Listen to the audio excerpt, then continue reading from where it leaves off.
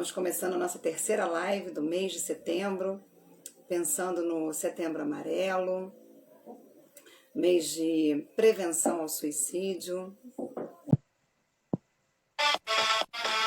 Boa noite, amiga. Boa noite. Tá me ouvindo? Estou ouvindo. Boa noite. Aguardando a Arlete entrar na live também. A Arlete já entrou? Não vi a Arlete. Boa noite. Entrou. Só aguardando a Arlete. Entrou aqui na live, Arlete. Boa noite, doutora. Pode mandar o convite para a nossa amiga Arlete. Vamos lá. Agora sim. Bem-vinda, Arlete. Boa noite. Boa Pronto. noite. Agora Boa sim. Boa noite, agora apareci. Isso, boa noite. Acho que eu tenho que... Isso, agora foi. Me posicionar aqui, é que agora eu fiquei no cantinho, né? Estamos no cantinho, estamos dividindo o cantinho aqui embaixo. Ficou lindo, ficou lindo. Obrigada pela sua participação. Boa noite a todos. Vamos aguardar um pouquinho as pessoas entrarem e ouvir um sonzinho aqui, ó. Uma batida. De onde está vindo essa música? Elza. Tá. É meu DJ. Música na live ainda, tô muito moderna. Vamos aguardando aqui. Helena, boa noite. A Helena aqui no YouTube. Beijo, boa noite, Helena. Me diz de onde você está falando, Helena. Você está me ouvindo bem? Quem mais que entrou aqui? A Ivonete Gonçalves. A Jessi Passos, né? Boa noite. Vamos entrando nessa live. Nossas convidadas especiais hoje. Não, eu sou convidada, né, Arlete? Você que é anfitriã. A Andréia, anfitriã, né? Eu achei que eu sou convidada também. Agora. Eu sou convidada também. Então, deixa eu... Olha como eu sou esperta. Falar um pouco aqui. E boto duas convidadas que tocam a live à vontade. Olha que maravilha. Daí? Vamos ouvir um pouquinho de música só para me anotar aqui o nome das pessoas que estão entrando aqui. A Cícera Gomes. Boa noite, Cícera. Elza, sextou. Tem mais aqui a Tatá. Boa noite. A Paola, boa noite, Paola. Boa noite. A Arlete já passou. A Arlete tá na live, Arlete. O Marcos, boa noite. Boa noite a todos que estão aqui. Helena, aqui no YouTube tá a Helena. Então, meninas... Mãe, Elza? É sua mãe? Não sei. Helena das Graças. Mãe, disse é você que tá aí. Mãe? É você que tá aí, mãe? Você responder sim. Sim. Oi, Ralphman. Vamos ouvir aqui enquanto a gente... Olha o som, meninas. Meu DJ aqui tá bom, meu DJ. Uma live com essas duas excelentes profissionais. Vamos abaixar aqui, deixa eu falar agora. A Helena ainda me respondeu em inglês ainda, Helena. Mentira. Goodbye. Goodbye, é isso. A tua mãe fala inglês, é? Ih, chique ela. Sim, gente. No comentário agora eu não consigo mais sair. Mas tá bom. Genaína, aqui a Gena. Beijo, gente. Boa noite, Gena. Meninas, vão colocando aí o estado de onde vocês estão falando, a cidade, para a gente divulgar aqui essa noite. Tá cortada assim. Vê se melhorou. Eu coloquei o papel na minha cara aqui. Boa noite, Gabi, boa noite. Bom, eu posso dar início à live, doutora... doutoras meninas. Sim, acho que já podemos começar. Tá? Deixa eu ver se aumenta aqui tá a bom? tela do computador. Ver se melhorou. Vamos lá. Boa noite a todos que estão aqui nessa live. Hoje eu novamente aqui com a Andréia para uma live de muito conhecimento, acompanhada da doutora Arlete Primo, pediatra. Boa noite, Arlete. Eu acredito que essa live vai ser de muito aprendizado para mim e principalmente para vocês que nos acompanham aí pelo Instagram, pelo YouTube, pelo Facebook, pelo Twitter. Antes de eu começar essa live, antes das meninas começarem a live, né? Porque eu sou a voz de vocês do chat, né? Eu queria que a Andréia me permitisse fazer uns agradecimentos, Arlete, se você me permite, por favor. Claro. Claro, Eu queria amiga. agradecer aos meus amigos que eu conheci, como você, como a Arlete, nessa jornada dessa jornada, porque hoje nós estamos falando aí desse relacionamento interpessoal, né? Eu com os outros. Então eu queria agradecer primeiramente a Deus, a minha família e a vocês que me acompanharam aí nessa caminhada. Pessoas que trouxeram muito conteúdo na minha live. Eu vou citar aqui o nome dessas pessoas, eu acho mais do que justo, né? Da Dani Lopes, da Lúcia Duarte, da Fran Santiago, do Edilson Gumber, Maria Jaqueline, Eliane Fabrício, Suzy Rodrigo, Tiago Ramos, Alex e a tia Beth dos Brigadeiros da Tia, a doutora Arlete, que hoje está aqui novamente comigo, né? A Sônia Gonçalves, a Gisele Rodrigues, a Edjane Galvão, Ronan Lins, Elcio Catissuda, e você, minha amiga, você, minha amiga psicóloga, que estamos aí há quase 10 lives juntas, né? Há quase 10 lives juntas. Eu agradeço a todos vocês, é gratidão mesmo, porque quando a gente fala de relação interpessoal, é muito importante, né? Como é que a gente se relaciona com o outro. Eu agradeço também ao meu público, aos meus seguidores, que sem ele não existiria esse espaço que foi criado, que é esses 2 dedos de prosa, né? Não existiria. Então, eu apresento a vocês agora a doutora Arlete, que vai falar um pouco do seu trabalho para nós, né, doutora Arlete? Pediatra, boa noite, se apresente aí para o nosso público, Eu já vi por pessoas favor. aqui que vieram também dos meus seguidores, então também sou muito grata. Acho que muito legal nessa repercussão que a gente tem, o quanto a gente tem, quantas pessoas participam, interagem com a gente e fazem com que esse conteúdo chegue, né, a quem realmente necessita dele. Então, eu também gostaria de agradecer aqui ao convite para participar e as pessoas que acompanham e que se beneficiam desse conteúdo, né? Eu sou pediatra, sou neonatologista, então trabalho em maternidade, também sou professora, então dou aula para os alunos do 3º e 4º ano da medicina e faço consultório também, que foi de onde surgiu um pouco essa questão do perfil no Instagram, essa questão de trazer conteúdo. E uma das coisas que no consultório tem me chamado muita atenção é justamente essa questão da saúde emocional, né? Tanto das mães, né, e da família como um todo, mas da criança também. Então, ver crianças já com quadros de ansiedade, de depressão, esse cenário do estresse, que pelo contexto atual e por outras razões também, como a Andrea comentou antes, né, que não é só isso, né, a gente já vinha numa demanda de saúde mental que se intensificou muito com o contexto que a gente está vivendo. Então, essa percepção de que a gente precisa ir além dos pesos e medidas e trabalhar as emoções da criança tem me feito buscar muito mais conhecimento nessa área. Acho que é por isso que estamos aqui, né?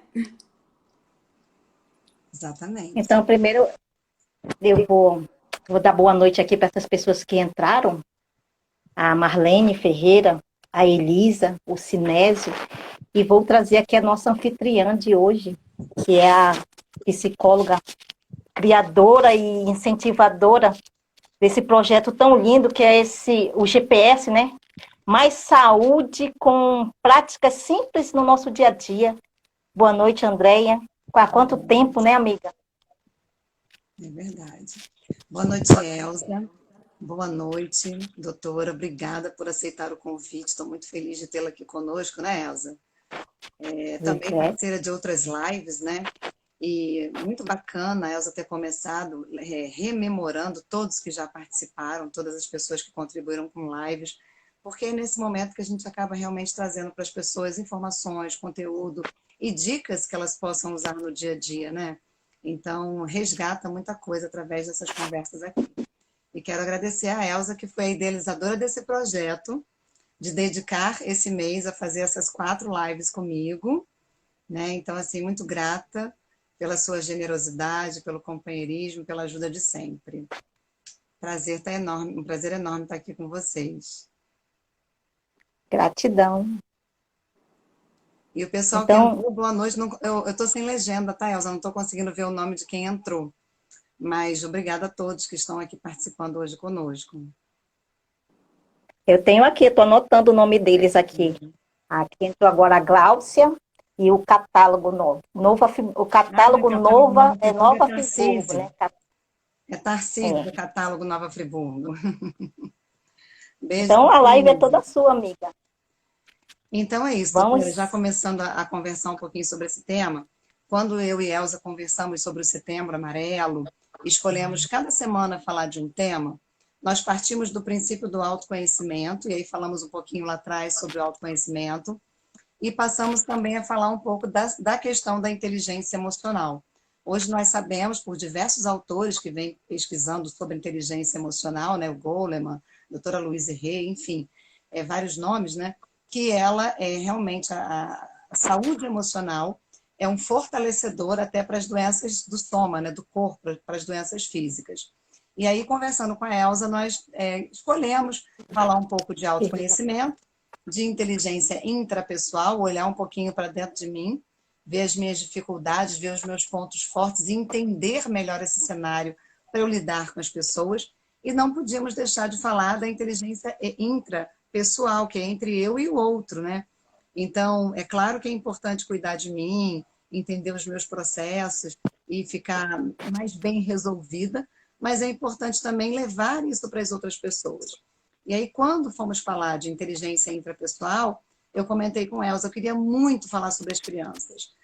Primeiro, pelo cenário mesmo deste momento que estamos passando, que não acaba nunca, 2 anos quase de pandemia, e as crianças estão fora de seus padrões normais de reação. E segundo, porque nós que somos os adultos, e esse adulto que olha para si tem que aprender a olhar para essa criança e perceber algumas questões até para ajudá-la nesse processo, nesse momento. E aí, quando ela falou da sua participação, eu fiquei super empolgada, porque vai ter, assim, não só esse olhar do adulto olhando para a criança, mas o cuidado com esta criança para que ela não adoeça emocionalmente e tenha aí os sintomas físicos, né, que vão aparecer no seu consultório daqui a pouco. Então, a ideia é a gente falar um pouquinho desse tema, mas com esse olhar desse adulto que consegue se olhar, que consegue ver suas limitações e os seus pontos fortes, e que pode olhar para essa criança mais fortalecida. A Eu ideia acho é... interessante porque o conceito de inteligência emocional e saúde emocional, assim, é algo meio novo, né? A gente tem muito livro sobre isso para nossa geração, né? Para nós adultos trabalharmos isso. E aí, quando você vai mais a fundo, você percebe que o ideal seria que a gente viesse trabalhando as nossas emoções desde a infância, né? Então, acho que esse é o papel, assim, me sinto nesse papel de mostrar para os pais a importância de reconhecer e validar as emoções das crianças para que elas cheguem na vida adulta com uma inteligência emocional que a gente está aprendendo a ter agora, né? A desenvolver agora. É verdade. Eu diria que nós começamos a aprender isso, doutora, assim, há pouquíssimo tempo. A gente está falando aí dos anos 2000, porque até 1990, 1980, a gente não trabalhava essas questões nem nas escolas, né, nem mesmo nas famílias. Então, é tudo muito recente. É um aprendizado para todos nós muito recente, tanto de darmos conta das nossas e também olhar com esse olhar mais diferenciado para a criança, né? Então, é Sim. uma grande oportunidade que nós estamos tendo. É claro que a pandemia tem pontos bons, porque a gente começa a parar um pouco mais para pensar nessa questão emocional. Tem os ruins também, estamos aí com uma série de transtornos pós-pandêmicos, né? Tem gente que pegou o Covid e acabou tendo sintomas posteriores, mas a ideia é essa parar para pensar sobre esses assuntos nesse momento, para nos fortalecer, até porque estamos todos ainda vivendo uma questão de isolamento, né? Mais flexível, mas estamos, e com casos aí cada vez maiores, né? Em alguns estados do nosso país, principalmente. Então, a ideia é parar para pensar um pouquinho, refletir, conversar, estudar, se informar e aí buscar novos conceitos para o noso dia a dia. Acho que uma coisa que você falou que é legal e que eu aplico muito na prática é essa questão do eu comigo e eu com o outro, né? Porque eu trabalho, eu acho que às vezes é mais estranho até, porque eu pergunto muito como elas estão, como está o relacionamento, né, com o conjugal. Pergunto um pouco do histórico, quando eu estou com o recém-nascido, né, muito a condição puerperal, né, porque a gente tem as condições emocionais que decorrem do momento e das relações hormonais. Porque é isso, eu acho que a família, os pais, os adultos têm que ter essa percepção das suas próprias emoções para então conseguir reconhecer e validar as da criança.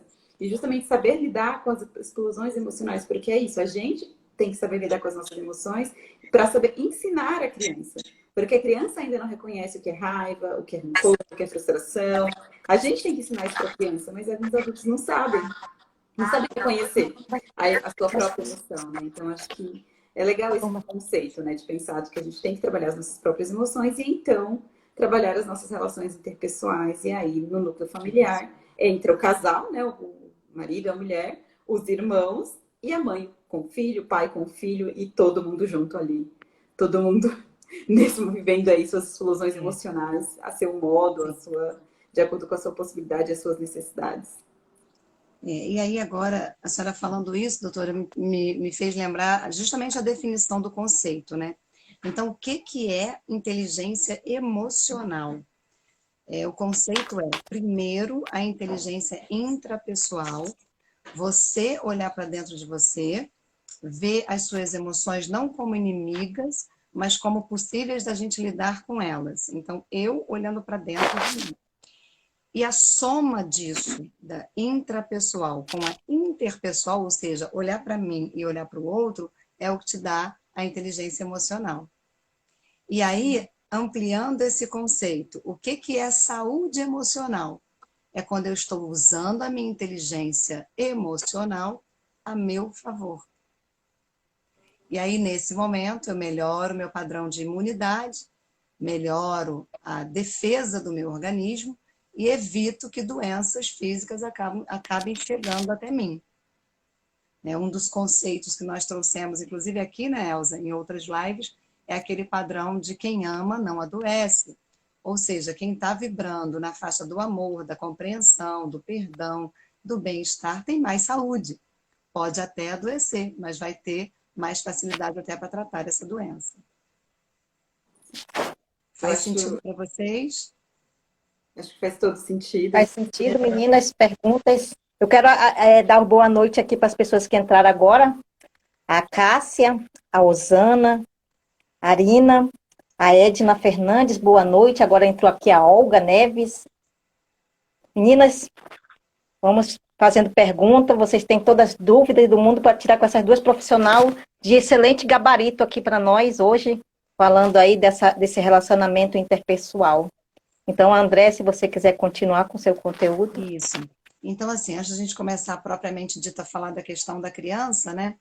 Vamos trazer, assim, algumas coisas importantes para você perceber como é que está a sua inteligência interpessoal, de lidar com o outro.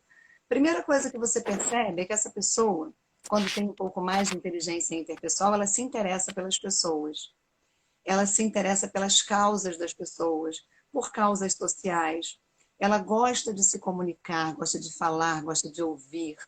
Ela gosta de mediar conflitos, não é aquela pessoa que cria conflitos. Tem uma capacidade grande de estabelecer relações. Sabe aquelas pessoas que no dia a dia conversam com quem está sentado num banco de ônibus que não conhece, ou vira para trás na fila do banco e conversa com quem está atrás na fila? Sabe essas coisas que você percebe que são espontâneas?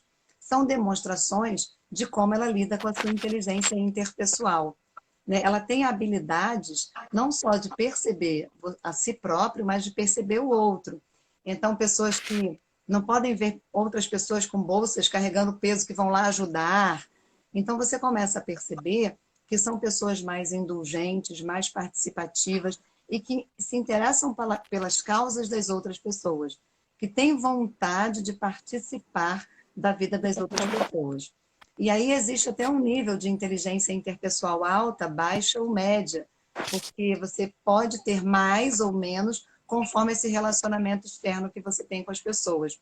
E não vai ser diferente quando ela está lidando com um idoso ou quando está lidando com uma criança. Costuma ser uma pessoa mais atenciosa, aquela pessoa que tem paciência de abaixar para falar com a criança olho no olho. Isso sem ninguém ensinar, é próprio dela.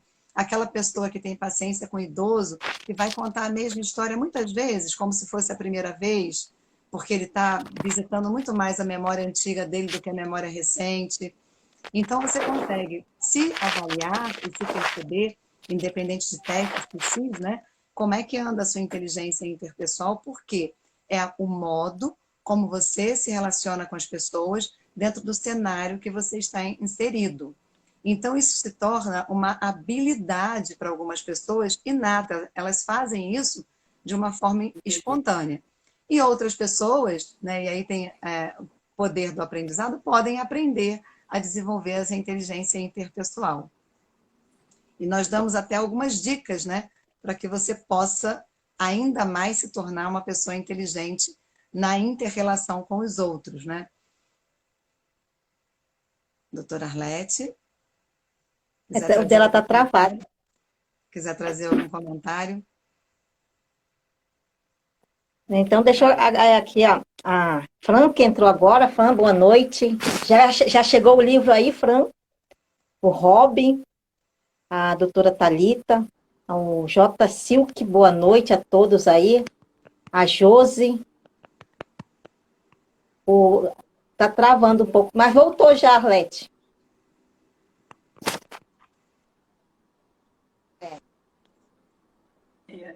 Ah, eu entendi o que você estava falando. Eu tinha dito que você queria fazer algum comentário. Mas eu não perdi um pouquinho. Você fez alguma pergunta para mim no final? Não, não sei. Eu só perguntei se você queria trazer algum comentário.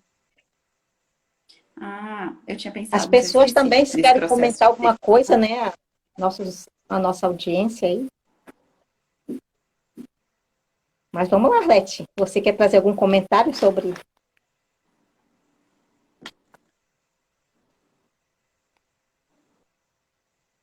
Travou. Acho que travou de novo. Eu vou continuando aqui, depois se a Arlete quiser entrar, a gente volta, não tem problema. E aí, eu estava falando das dicas, né? Então, primeiro perceber o quanto você é comunicativo, o quanto você se coloca no lugar do outro, o quanto você se envolve com as necessidades do outro, né? E algumas dicas para você começar a trabalhar a sua inteligência. Eu vou abrir no computador. A Arlete, para mim, está travada. Algumas dicas para você estimular a questão da inteligência interpessoal. Primeiro, começar a trabalhar a sua empatia. Empatia é a capacidade que eu tenho de me colocar no lugar do outro. A empatia é a capacidade que eu tenho de perceber o que o outro está percebendo naquele momento e entender as razões dele. Escutar as pessoas. Começar a falar menos e ouvir mais. Nós temos dois ouvidos e uma boca, não deve ser à toa, né? Então, a ideia é que se você quer ser uma pessoa que tem um relacionamento interpessoal melhor, procure escutar as pessoas, procure observar a reação das pessoas, procure dar espaço para essas pessoas se expressarem. Além disso, buscar trabalhar em equipe, né? Então, no ambiente de trabalho, ou mesmo em família, ou agora em casa, né? Que a gente está com mais espaço em casa, trabalhar em equipe, fazer coisas juntos, combinar tarefas que possam ser simultaneamente feitas, mas ao mesmo tempo ajudadas, né? Começar a analisar, por exemplo, um bom começo para trabalhar a inteligência interpessoal é começar a analisar as suas emoções. Como é que eu reajo? O que que me irrita? O que que me agrada? O que que me faz ficar mais fortalecido? E, de repente, o que que me tira do eixo? Então, começar a perceber essas sutilezas das suas próprias reações, principalmente frente ao outro, né? Ter momentos de reflexão, parar para pensar, para conversar, para discutir, para trocar. Isso também ajuda a melhorar a sua inteligência interpessoal. E falar ou escrever sobre as suas emoções. Tem até alguns teóricos que sugerem que você faça um diário e coloque ali uma coisa que aconteceu naquele dia que você não lidou bem, ou uma coisa que aconteceu e foi muito bacana, que vale a pena reportar para você não se esquecer desse episódio, né? Então, você tem como estimular esse tipo de inteligência interpessoal. E aí, uma coisa interessante, doutora Arlete, é que quanto maior a inteligência interpessoal, menor o estresse crônico. Eles são diametralmente opostos, né? Então, se você trabalha inteligência interpessoal, você tende a ser menos estressado, a perder menos as estribeiras e a conduzir os seus relacionamentos com um pouco mais de inteligência emocional. Então, um dos motivos da nossa sociedade estar tão estressada, da gente ver as pessoas perderem o controle emocional e perderem as estribeiras, como a gente fala com tanta facilidade, é a falta de inteligência interpessoal. Não é à toa que nos jornais aí do nosso estado, principalmente a grande cidade, né, o Rio de Janeiro, a gente vê pessoas que perdem completamente o nível de reação diante do estímulo recebido. Então, você buzina para uma pessoa no trânsito, ela sai e vem te agredir porque você buzinou. Então, você para num sinal porque ele está vermelho, né? Você é obrigado a parar quando está dirigindo, e uma outra pessoa quer que você avance para passar o sinal. Enfim, então a gente está vendo assim, um nível de estresse crônico muito grande nos grandes centros urbanos e até nas cidades menores, por conta dessa inteligência interpessoal que está faltando, né? Você não tem muita paciência com o outro, não tem muita indulgência e aí explode por um motivo muito pequeno, de uma maneira extremamente agressiva, né? Posso fazer 2 comentários aqui? Sim. A Osana Conceição falou que a empatia é o que está faltando no mundo, né? E a Keilinha,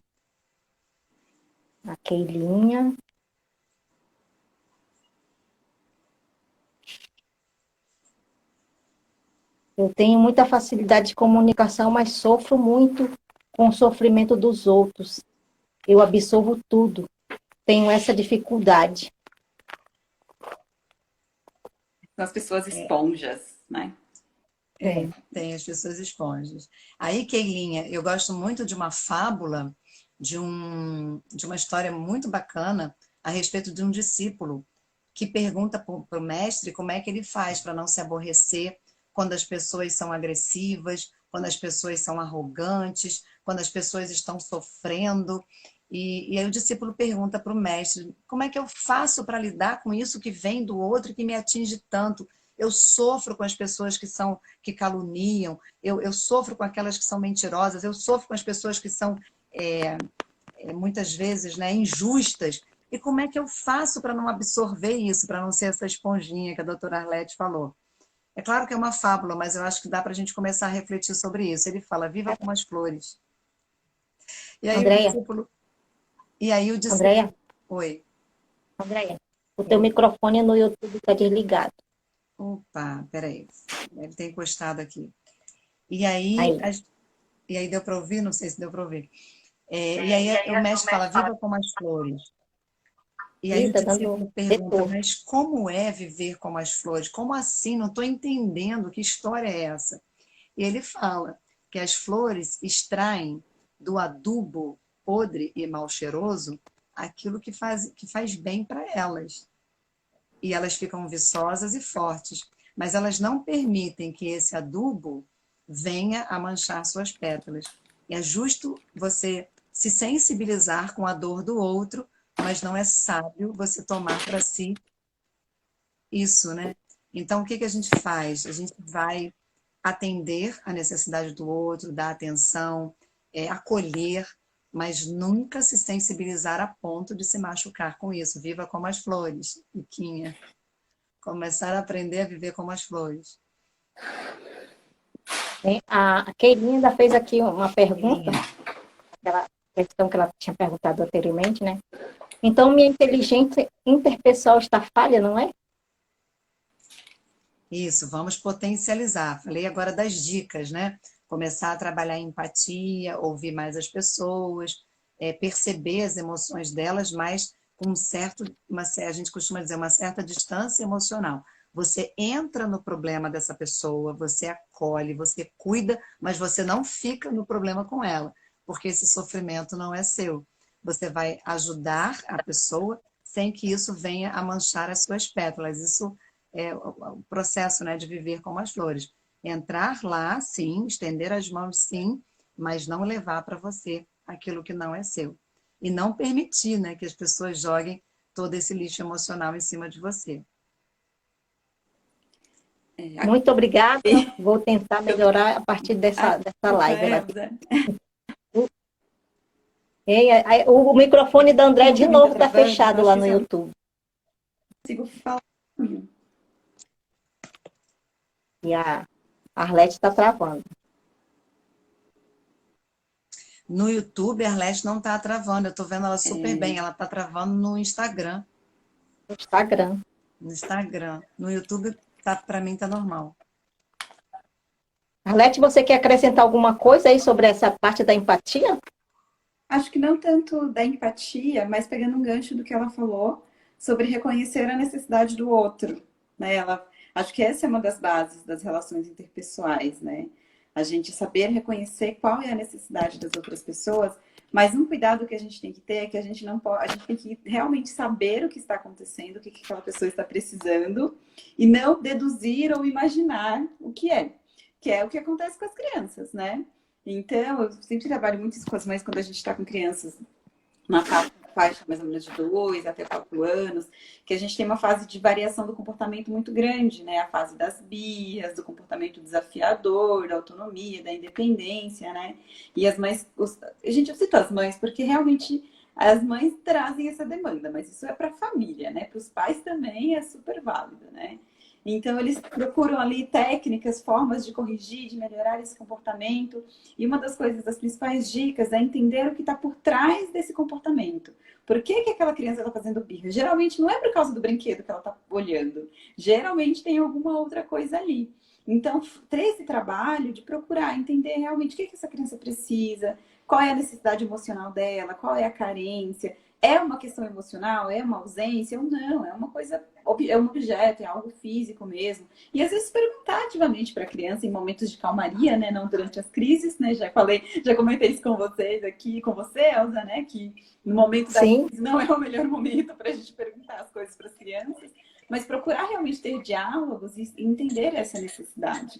Que ao reconhecer a necessidade é muito mais fácil você suprir aquilo que ela realmente precisa. Não o que você acha, o que você imagina, ou como você gostaria que ela realmente se comportasse, mas sim como ela está preparada do ponto de vista neurológico, do neurodesenvolvimento, e do que ela realmente está precisando. Então, vai em caso um pouquinho com a empatia, né? Mas eu acho que é mais esse reconhecimento da necessidade. Isso. Eu gosto muito de um livro, doutora, não sei se a senhora recomenda, mas eu particularmente gosto muito, que é A Vida do Bebê. Porque assim, quando você fica grávida e você pensa no enxoval, você pensa nos móveis para o quarto, né? Você pensa lá na frente, onde é que essa criança vai estudar, você começa né, assim, imaginar como é que vai ser. Mas dificilmente a gente pensa de como é que a gente vai fazer para lidar com a emoção da criança. Então, geralmente, uma mãe de primeira viagem, a preocupação é aprender a dar banho, aprender a trocar fralda, a entender os choros da criança, porque a criança não tem ainda o vocabulário. Então, se chora de dor de barriga, de dor de ouvido, ou se é porque está com calor, né? Mas a gente não se preocupa muito, nem passa muito pela cabeça da questão da constituição emocional da criança. E aí tem um livro chamado A Vida do Bebê, que eu acho muito interessante, que ele fala o que está acontecendo com o bebê no sentido de desenvolvimento psicomotor. Então fala lá dos ganhos que ele vai ter, do caminhar, do engatinhar, da mãozinha que abre e fecha, né? De botar na boca o dedinho, mas fala por trás disso o que ele está sentindo. O que emocionalmente está sendo construído ali. Por que a criança bota a mãozinha no rosto e achou, sumiu, aquela coisa toda. E como é importante o pai, a mãe, o cuidador, a família que está com esse bebê, porque primeiro começa com o bebê. E esse bebê daqui a pouco vai se tornar essa criança que, né, vai ter aí lá na frente algum desdobramento. Então, o que está acontecendo quando ele esconde esse olho e fala o achou? O que está acontecendo quando ele chora de pirraça? Por que criança faz pirraça? Ninguém ensinou a fazer pirraça, mas é o processo de frustração dele, que ele realmente não sabe lidar com isso e chora. E por que ele se joga no chão se ele nunca viu ninguém fazer isso? E por que, né? Por que ele bate a cabeça na parede se ele nunca viu ninguém fazer isso? Porque ele não sabe lidar com aquela emoção. Então, para o primeiro ano de vida, esse livro, A Vida do Bebê, ele fala exatamente desse momento do amadurecimento emocional da criança, que vai se desdobrar depois na fala, no caminhar, no engatinhar, e como nós temos que estar atentos para isso. E como a criança, ao longo dos outros anos, depois do primeiro ano de vida, que é o mais importante, vai fazer as transições emocionais, que é no controle do esfíncter, que é, no caso, não, né, deixar de fazer xixi na fralda, não fazer cocô no vaso, essa coisa toda, mas o controle emocional também que ela vai tendo, né? E aí tem a mágica de 1, 2, 3 também, que mostra isso, o que você faz para trabalhar a frustração da criança. Esse eu usei muito. Uso até hoje. Minha filha está com 10 anos, eu ainda uso a mágica do 1, 2, 3. E são dicas. O que, doutora? Não, eu ia dizer que eu não conheço. Eu achei que você tinha acabado, desculpa. É que como tem um delay, aí eu não Tem um acompanho muito. delay. Mas eu não conheço o livro, mas eu concordo plenamente com o que você citou até agora. E é exatamente esse tipo de conceito que eu trabalho, né? Então, É, realmente, a emoção por trás da ação e entender o grau de neurodesenvolvimento da criança para saber por que que ela sim. age daquela maneira, por que que ela se expressa daquela maneira. E eu costumo dizer, doutora, que não precisa ser psicólogo para perceber essas coisas. Aí vem a inteligência interpessoal. É justamente o conceito de você olhar o outro e tentar perceber as razões, mesmo que esse outro tenha só 2 anos de idade, mesmo que esse outro seja apenas uma criança. Então, é claro que se você vai estudar psicologia infantil, desenvolvimento, essa coisa toda, vai ajudar muito. Mas a solução não está no outro, está na sua percepção de como ele está reagindo, né? Eu posso dar boa noite para as pessoas que entraram agora? Claro. Sim, sim. O Júnior, a Josiane, a Michele, a Maricele, boa noite. Se vocês quiserem fazer alguma pergunta, meninas, fiquem à vontade, tirem suas dúvidas. Vocês têm duas excelentes profissionais aqui, né? Então vamos fazer essas perguntas, vamos tirar nossas dúvidas. Eu tô amando essa live. Pode continuar, André.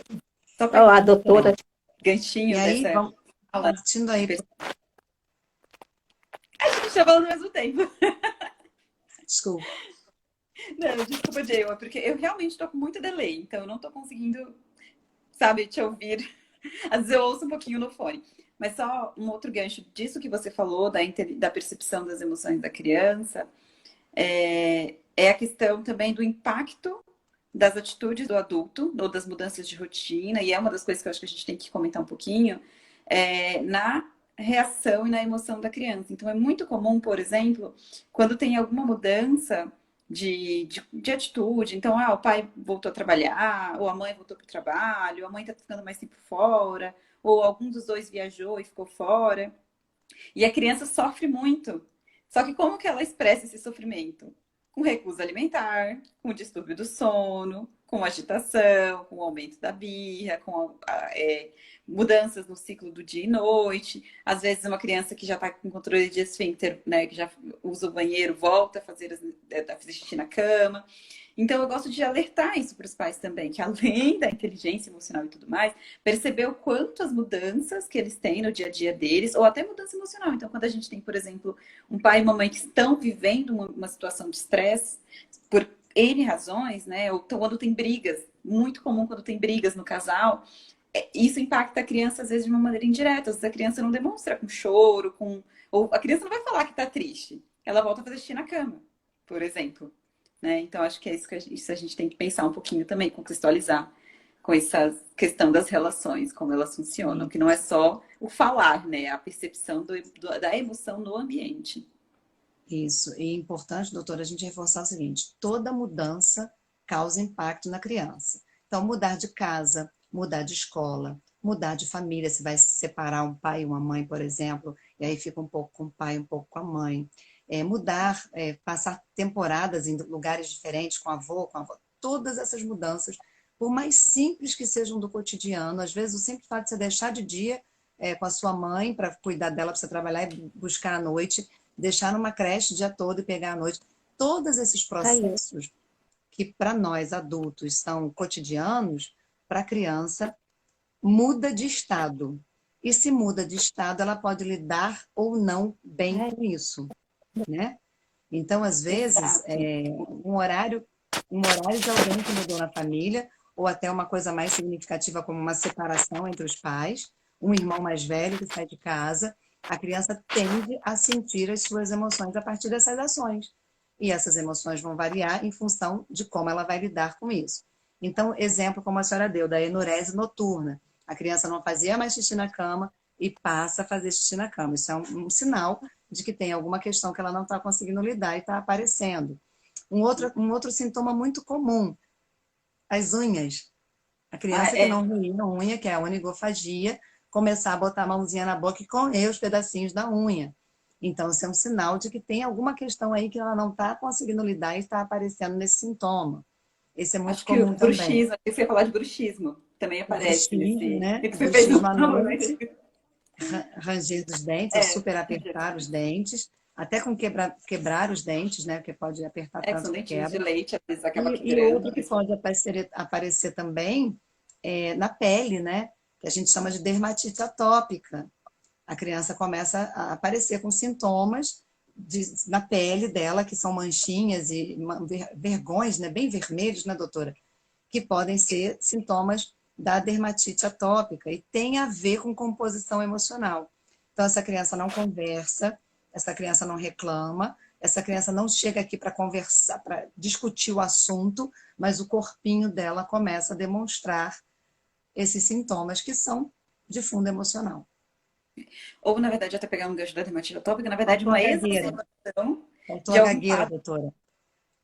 Gagueira, verdade. Mas a Faltou a gagueira. exacerbação de um quadro de base, só para contextualizar, porque a dermatite atópica ela é uma doença mesmo de pele, atópica e tudo mais, mas ela Uhum. pode sim ter crises desencadeadas por alterações emocionais. Então, às vezes a criança Isso. ela já tem esse diagnóstico, né, mas ela está tratando, está estável, e aí aconteceu alguma coisa e ali aquilo desencadeia as lesões.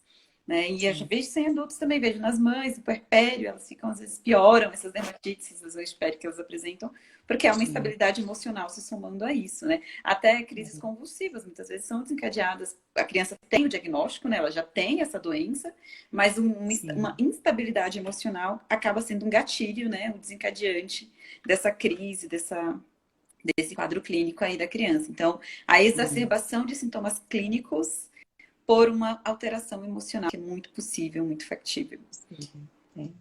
E a gagueira E também, às aí, vezes a gagueira, doutora? ela tem a gagueira transitória, que é fisiológica, mas às vezes ela surge também aí nesse processo, que é justamente essa necessidade de expressão e que às vezes a criança não sabe falar mesmo, né, o que está sentindo. Ela não foi ensinada, né, nós não trabalhamos essa comunicação verbal, ou ela está numa fase pré-verbal ainda, né, que não fala efetivamente, e aí são as formas indiretas da criança manifestar pra gente que tem alguma coisa errada.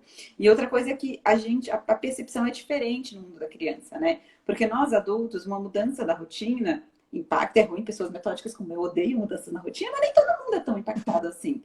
Mas a criança, o mundo dela é a presença dos pais ali, então qualquer mudança impacta muito. Né? E é esse cuidado que a gente tem que ter, de pensar que não é a mesma proporção para a gente. Então, uma mudança de horário de trabalho não vai ter a mesma proporção para o adulto e para a criança. A criança vai sentir muito mais. Isso. E aí, doutora, nesse cenário da gente falar um pouquinho de sintomas, nós estamos no Setembro Amarelo, fazendo aí uma prevenção, né, ao suicídio e até à depressão, vem também os sintomas da depressão infantil, que a gente não pode ignorar, porque muitas vezes a depressão infantil ela é disfarçada por reações muito agressivas, de muita agitação, e a gente acha que é uma criança difícil, que é uma criança, a gente falava antigamente, Interativa, ganha um diagnóstico de interativa, TDAH. a gente falava que era uma criança pirracenta, né? E, na verdade, pode estar em um disfarce de uma coisa, de um mal emocional até muito maior. Então, alguns sintomas eu acho que são importantes a gente falar, independente da formação, de ser um psicólogo, de ser uma mãe, de um pai, um parente, né? Para começar a perceber a sutileza desses sintomas. Então, a criança que apresenta sempre um rosto triste, né?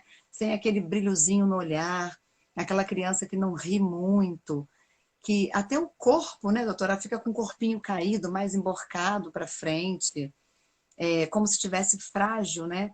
É um sintoma que a gente tem que dar uma atenção para ver se não vai evoluir para outras coisas. Falta de vontade de brincar em grupo, que tem criança que gosta de brincar sozinha, mas gosta de brincar com pessoas, com outras crianças. Ela não quer mais esse relacionamento com outras crianças. Muita sonolência, cansaço constante. A criança dorme muitas horas e está sempre cansadinha, amuada, né? Essa coisa da sensibilidade de ver a criança amuadinha. Birras, né? Muitas birras. Irritabilidade sem razão aparente. Então, aquela coisa de chutar coisas, jogar coisas, explodir com muita facilidade, né? Como se ela estivesse incomodada com alguma coisa o tempo inteiro, né? Então, está sempre explodindo de alguma forma. O choro também exagerado, né? Aquela criança chora, né, gente? Normalmente criança chora, tudo bem. Mas a gente entende que chorar muito, chorar exageradamente pode ser um sintoma. Dificuldade de dormir e com muitos pesadelos, a criança relata os pesadelos e a agitação no sono, né? Dificuldade de se separar de pessoas queridas, pode ser aí uma mãe, um pai, um avô. A pessoa sai de perto, ela fica extremamente insegura e às vezes chora. Às vezes, né, fraco rendimento escolar. Muitas vezes a criança começa a perder rendimento escolar. E aí a incontinência urinária, que a gente até falou, da questão de começar, não fazia xixi na cama e começar a fazer xixi na cama. Então, assim, são coisas muito sutis, que às vezes as pessoas no dia a dia, até por conta das rotinas, não conseguem perceber, mas podem ser sintomas de uma pequena, início de uma depressão infantil. Eu somaria Então, algumas coisas ainda a esses sintomas, na verdade, né? Então, acho que considero todos esses sinais que você sugeriu como sinais de alerta para uma depressão infantil, mas eu ainda somaria a somatização, que é quando a criança manifesta sintomas clínicos, então ela tem uma queixa constante de dor de barriga, dor de cabeça, dor de ouvido, de dor para fazer xixi, dificuldade para fazer cocô, porque aí, além da enurese noturna, né, que é voltar a fazer xixi na cama, a gente tem as crianças que fazem uma constipação, que é de prender mesmo o cocô, de não conseguir ir no banheiro, e entra nessa questão clínica aí. E muitas vezes a gente examina, colhe exame, faz ultrassom, faz exame de imagem, não acha nada.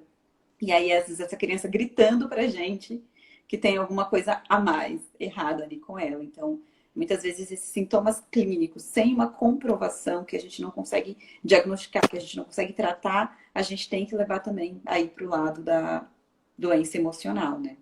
Sim, E não só da depressão, né? A gente tem os transtornos de ansiedade também.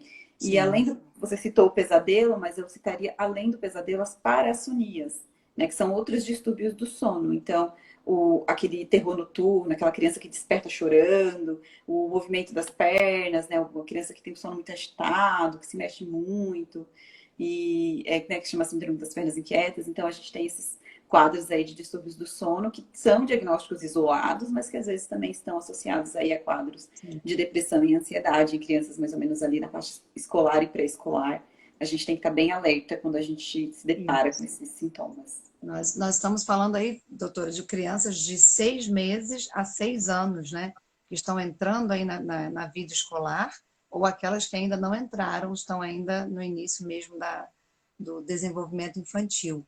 Então, assim, é muita sutileza entre esses sintomas e realmente o cotidiano das crianças. Então, é muita sensibilidade dessa inteligência interpessoal, né, de olhar o outro de uma forma mais observadora, mais atenta, né, para dar conta de antes que aconteça um sintoma mais relevante, buscar ajuda e tratamento. Eu Por isso acho a que gente um fala da desafio prevenção. disso é o fato. E aqui, mães, não se sintam culpadas, né? Porque aqui vou entrar um pouquinho nesse conceito de que o fato de nós adultos estarmos correndo o tempo inteiro, às vezes faz passar despercebido esses sinais que são sutis, né? Então, há uma ausência muito constante dos cuidadores, né? Os pais que trabalham muitas horas, crianças que às vezes são cuidadas ou por avós, ou que passam o dia inteirinho na escolinha e só voltam para casa à noite. Às vezes fica mais difícil de se perceber isso. E a gente, é uma coisa da escolinha que eu gosto, aqui não é uma crítica, né? É um elogio, porque a escolinha descreve muito nas agendinhas. Eu olho, eu tenho sobrinhas que vão para a escola, então vem às vezes anotado na agenda, né? Coisas assim que será que. Então leiam as agendas da escolinha quando estiverem nessa situação, mas porque aqui aqui, a gente sabe que às vezes é a necessidade mesmo do trabalho, da rotina. Então, se for difícil para olhar, conversem com os professores, participem das reuniões, perguntem como que a criança se comporta na escola, não só em relação ao desempenho escolar, que parece que todo mundo se preocupa com isso, né? O desempenho, como que a criança está saindo, se está aprendendo, se aprendeu a ler, se aprendeu a calcular, mas não.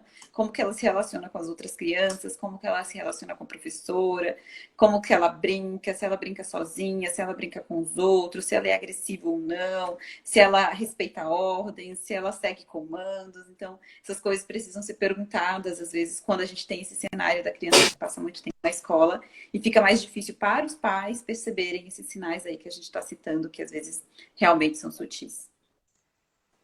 Eu posso falar um pouco? Sim. Tanto conteúdo que eu fiquei calada aqui, meninas.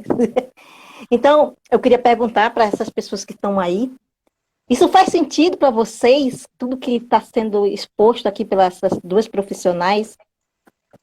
Faz sentido? Vocês têm alguma dúvida? Põe aqui para nós no chat, por favor. Eu queria dar boa noite à Jana, o Orlando, o De Júnior, Thaís, a Júlia, a Mirella, a Jaqueline, a Sabrina e a Jerusa, que acabou de entrar. Faz sentido para vocês? Eles Tudo estão que fazendo as meninas estão coraçõezinhos, expondo então acho que eles aqui. estão gostando. Tá interessante a live. Eu estou sem palavras. Só absorvendo tanto conteúdo, tanto conhecimento, muito aprendizado. Pode continuar aí, meninas. É. E assim, não podemos deixar de falar também, que eu estava conversando com a Elza, que eu queria muito trazer esse assunto, que é a questão da terceira idade, né? Hoje nós estamos num cenário bem desfavorável, né, para as pessoas que estão na terceira idade. A pandemia veio com força sobre eles, né? No sentido de fragilidade e acesso ao Covid. E também temos casos, né, de depressão na terceira idade, de suicídio na terceira idade. E estamos falando de relacionamento interpessoal, né? Quem é que cuida do idoso, né? Quem é que cuida daquele que já cuidou? Porque hoje o idoso precisa de atenção, porque ele já fez todo um papel de ter sido pai, ter sido mãe, avô, tio, tias, enfim. Então a ideia é a gente parar também para pensar um pouquinho na vida dessas pessoas e de como nós podemos ser aí ajudadores no envelhecimento saudável. Então, o contrário de depressão para o idoso é envelhecer com saúde. E como é que envelhece com saúde, né? A primeira coisa que a gente tem que lembrar é que idoso precisa muito de hidratação, né, doutora? E muitas vezes não está rodeado de pessoas que o lembrem disso, de beber água, de se hidratar, e até por falta de hábito de tempos antigos acaba não fazendo. Então, lembrar aí de cuidados com o idoso, de trabalhar o envelhecimento saudável, não só no ponto de vista físico, né? Mas até no ponto de vista emocional. O que será que está acontecendo com esse idoso nesse momento de pandemia? Como é que está justamente o processo de mudança de novos hábitos que tiveram que ser adquiridos, né? Então, parar para olhar esse momento e ver como que o idoso está na nossa sociedade, na nossa casa, na nossa família, é de grande valia para evitarmos aí um processo de depressão. Essa semana, doutora, segunda-feira, eu tive uma pessoa no consultório de 89 anos que está buscando pela primeira vez terapia na vida, 89 anos, uma senhora, e ela veio com um autodiagnóstico de depressão. Ela acabou de perder o esposo depois de 67 anos de casada, de Covid. Então, e veio sozinha ao consultório. Não tinha ninguém acompanhando, né? Eu achei muito nobre, claro, atendi, acolhi, mas achei muito nobre ela se perceber num processo de possível depressão, já que vive, né, vivia sozinha com o marido, e buscar ajuda psicológica. Então, assim, esse é um caso clínico, né, que o próprio idoso se percebeu com uma dificuldade de lidar com essa emoção e buscou ajuda. Mas quantos idosos estão em casa hoje sem conversa, sem ninguém para ver televisão com ele, sem ler um livro junto, né? E que aí ele vai se fechando nesse processo de socialização e dali a pouco cai até num quadro de depressão, que é um cuidado que a gente tem que ter com os nossos idosos, né?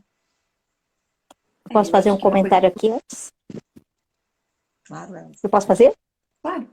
Então, a Osana, quando eu perguntei ali que se faz sentido, né? Ela respondeu que faz muito sentido na relação e nas atitudes dos netinhos que ela tem, né?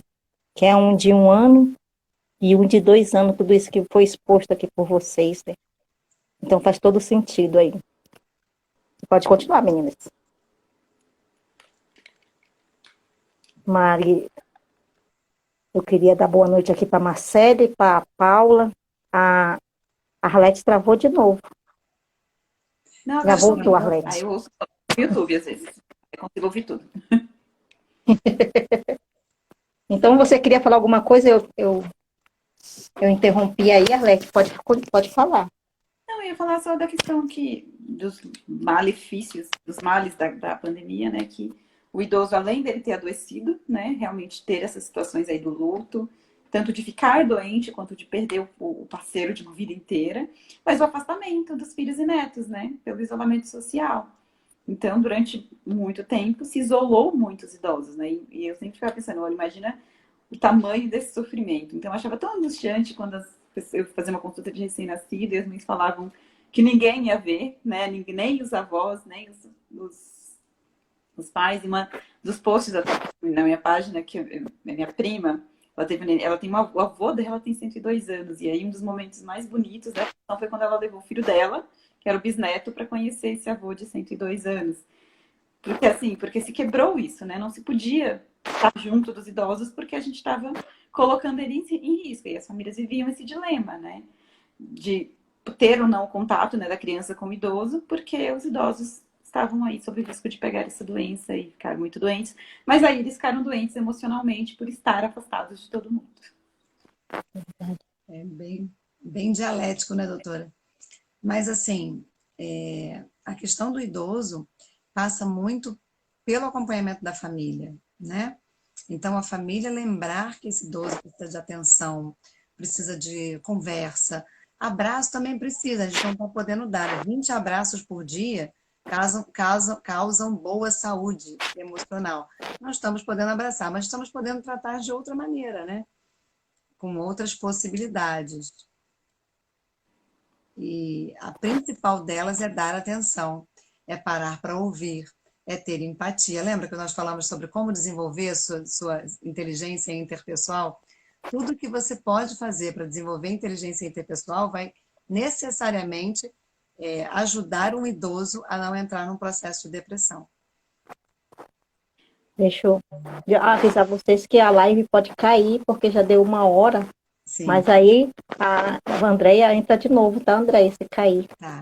Tá bom? Mas aqui, Então a gente pode continuar. dentro do que eu tinha pensado de trazer e conversar, era mais ou menos isso. Não sei se a Arlete teria mais alguma coisa para acrescentar, mas eu queria muito trazer o que eu já trouxe. Para mim já está A dito. gente conseguiu trazer um conteúdo legal, mas acho que a gente tem que abrir uma janela para os adolescentes, né? Talvez um outro momento, uma outra live, só para falar da saúde emocional dos adolescentes, né? Quase.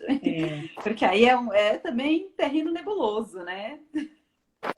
E a gente tem uma estatística muito Semana grande. que vem nós vamos fechar, é a última live do mês de setembro. Podia trazer esse assunto que eu acho que é bem interessante também.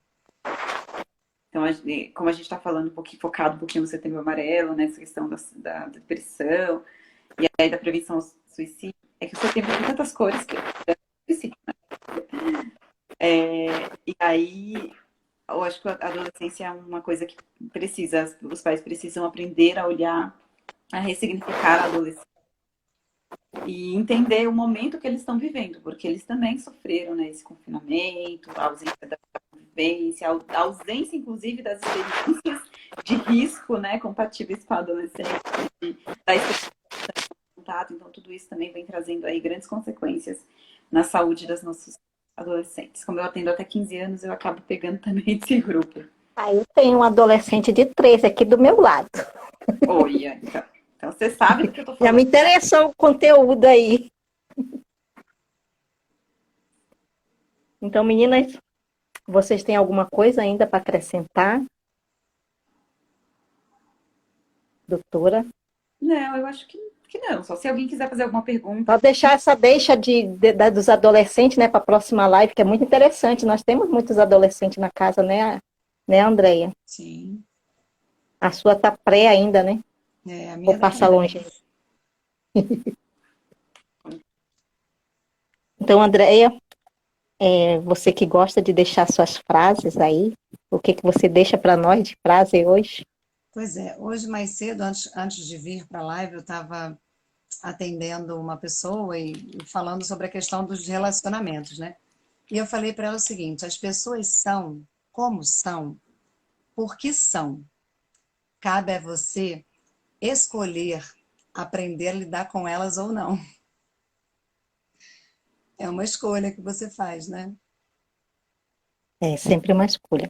André, se você me permitir aqui, aproveitando a sua live, a doutora, eu fiz um post essa semana ali daquela criança, voltada da criança, né? Que ela está precisando ali da campanha do computador, que ela precisa, né? Que ela é 100% deficiente visual. E dizer para essas pessoas que estão aqui que não posso ajudar, mas compartilha aquele pôster lá dessa criança que necessita nesse momento. Então, gratidão a todos que estiveram nessa live. Gratidão à doutora Arlete, se ela quiser deixar também uma frase. Adoro frases. Arlete, você travou, mas diga aí sua frase para a gente finalizar nossa live de muito agradecimento. Ah, eu não sei. Aí eu tinha que ter preparado antes. Mas eu gosto dessa frase da Andréia. Eu já conhecia, já tinha ouvido. As pessoas Talvez em são outro. como são porque são. Cabe a você escolher lidar com elas ou não. Então eu acho que é uma E ótima frase para a vamos, gente encerrar aqui. Não tenho mais a acrescentar, não. então, boa noite a todos, Andréia. Muito Gratidão, obrigado. gratidão. Gratidão mesmo pela sua amizade. Só queria confirmar, vocês duas vêm semana que vem para falar da adolescência? Eu posso, tranquilo. E a doutora?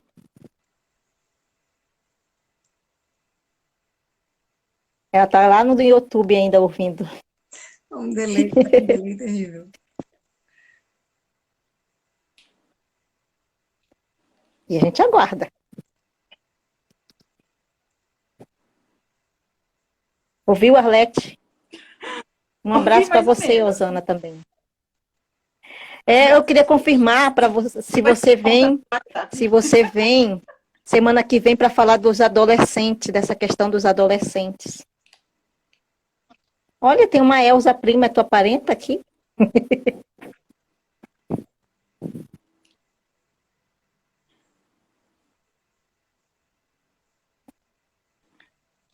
Ela não está ouvindo. Vamos Senhora deixar para depois, né? Ela confirmar, né, Andréia? A tua sogra? Andréia. Ela está dando muito muito falha. delay. Não sei Mas eu queria se eu tô agradecer a ouvindo todos que vocês. estiveram aqui, né? Queria agradecer mesmo, gratidão. Essas pessoas que fazem parte do nosso. Indo aqui para o meu viés, que é o sistema, nosso sistema, né?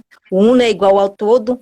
Então, todas as pessoas que estiveram aqui, mesmo que a gente não conheça, mas fazem parte hoje do nosso sistema, né? O sistema não é só familiar, o sistema é o todo.